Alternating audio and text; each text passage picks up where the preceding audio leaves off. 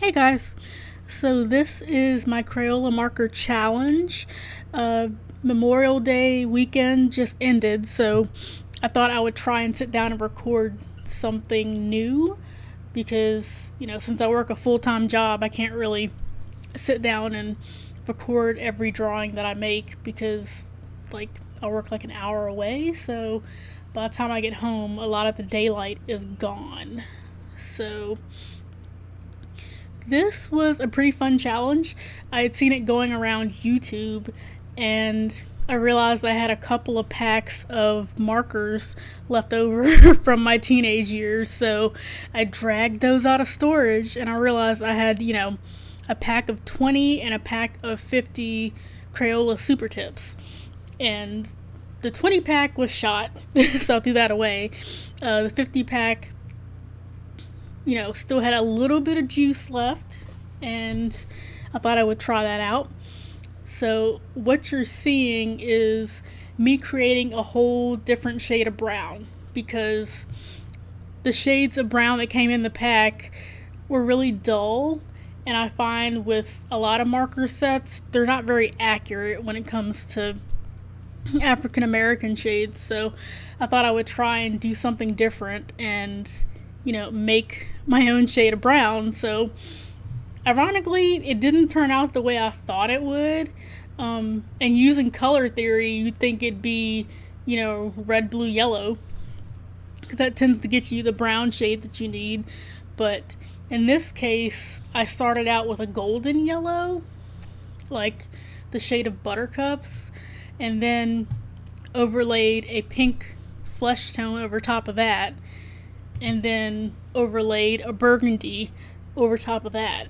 So it didn't end up being red, yellow, blue, but it still worked out to be a more saturated brown, which is what I wanted.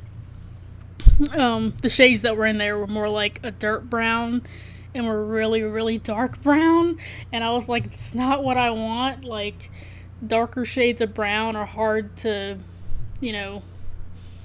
differentiate the dark microns, the black from the brown, and I don't really like that. So I was like, I'm gonna do something else. I'm gonna make my own shade of brown because, since this challenge is gonna be challenging anyway, I was like, I'll just do that.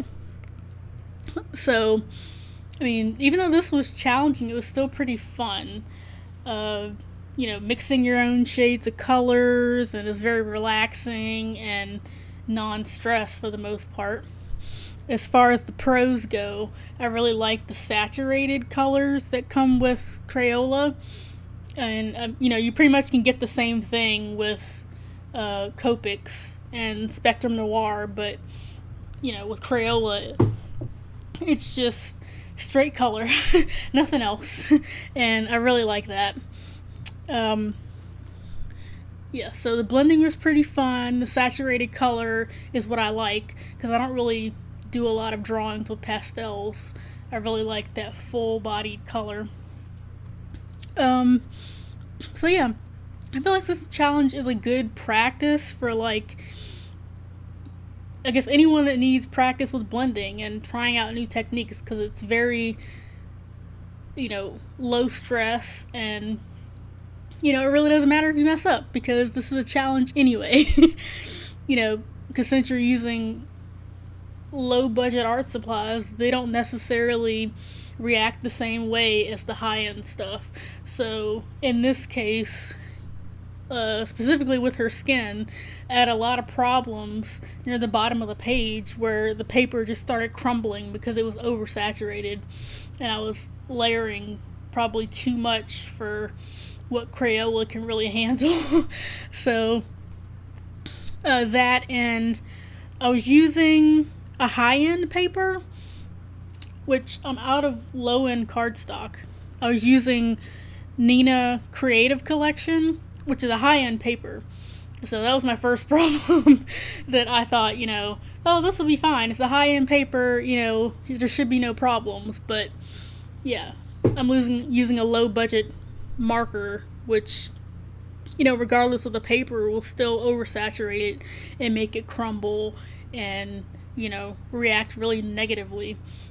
So where that's concerned. Uh, I'll have to remind myself the next time I do this challenge to use low budget paper because, it's really not worth ruining the good stuff since you're never going to get anything truly masterful out of it in the first place. So as far as the cons go, I talked about the inaccurate skin tones, the oversaturated crumbling of the paper, bleeding. So I want to say it's the Nina paper, but the microns bled really badly on this paper. Like the worst feathering I think I've ever seen in all of my years of drawing. So yeah, note to self, this paper is not good for microns. It doesn't matter how high end or low end, the product you want to achieve is, the microns are still bleeding on this paper. So I think I'll probably try and find another brand of Nina that works for that. But this paper, this cardstock definitely didn't. The other con was that since I was using old markers, like a lot of the colors dried out. So there were definitely a couple times in this drawing where the yellow just died, or the teal color just died. But luckily it was a pack of 50 and they had like scented colors, so 2 of the colors I was using that died I actually had duplicates for because they had a scented version in that pack, which was useful. And they actually were still pretty scented because I could smell it wafting off the paper. And I'm like, oh, this is weird. This is like bringing back my childhood with all the weird fake chemical smells. So yeah, what I'm doing now is just layering over the hair. I started off with like a slate blue and decided to go back with a slightly darker blue and some teal. This sketch I had done a couple weeks ago, and I'm actually going to color this sketch again with Copics probably in a couple of weeks, I think. But this was good practice with Crayola markers to see what I could achieve with that, because it's a really good sketch and I like it a lot. So it'll be good to compare, the high-end markers with the low-end markers. Let's see. Okay, so we're rolling up on the butterflies, and I don't think I realized how difficult it is to mirror stuff back and forth. I guess if I'd really thought about it, I would have, went in and actually sketched out both sides or mirrored it on the other side or whatever. But, it's just like, oh, this is a challenge anyway, so I'll just add, trying to mirror it, in real time without any type of transfer paper or aids like that. So it's pretty fun, seeing how accurate or non-accurate I could make it, because I was like, since I'm already doing everything else by hand, I'll just mirror everything by hand. I don't care if it really sucks because this is a fun color challenge and something different. So this is actually one of the color schemes I came up with, and I had done a sheet of color studies for this in preparation for the Copics in a couple of weeks. So I decided to pick a color scheme from there and start with that. So that particular scheme had blue hair with yellow butterflies. It didn't really have such a saturated brown skin tone, but that's part of the fun. Let's do something different, see how these colors turn out when I improvise and try something new.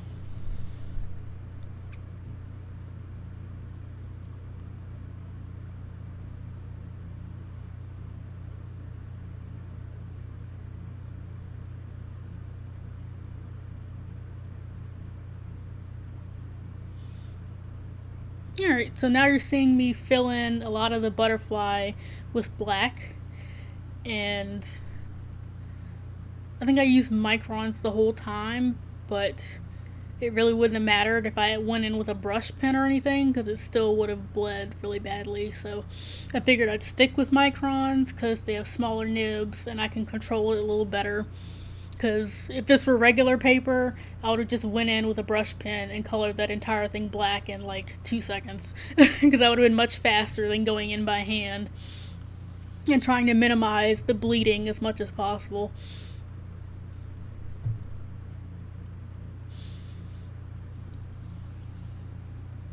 So yeah, I was pretty much winging it on the patterns on the butterflies. I did look up some references, and the color studies I did earlier were a lot better, but I mean, you know, that's part of the fun. Going in, improvising, seeing what new things you can come up with. And I decided to keep the butterflies really close enough to the color scheme of her hair and everything else. So I stuck with the teals and the browns because I really didn't want to introduce any more colors into this, because I felt like that was enough. The blues, the browns, and then the burgundy on her lips was enough. I felt like any more colors and it would have just been out of control and there would have been no cohesiveness whatsoever. So I was like, I'll just stick with the colors I'm already using.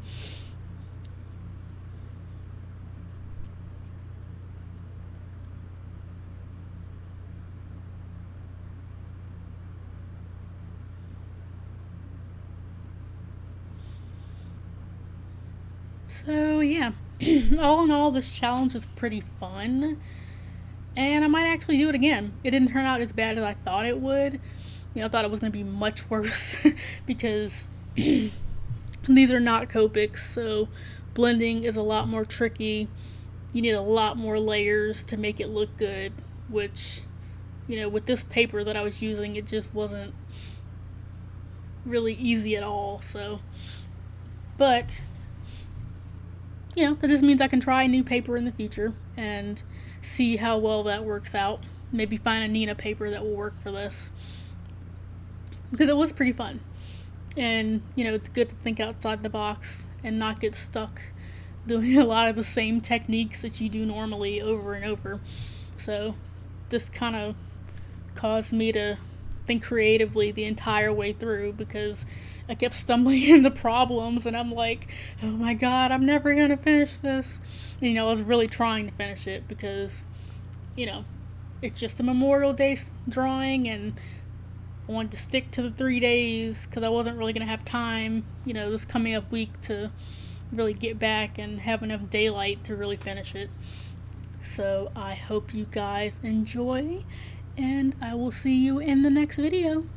Later.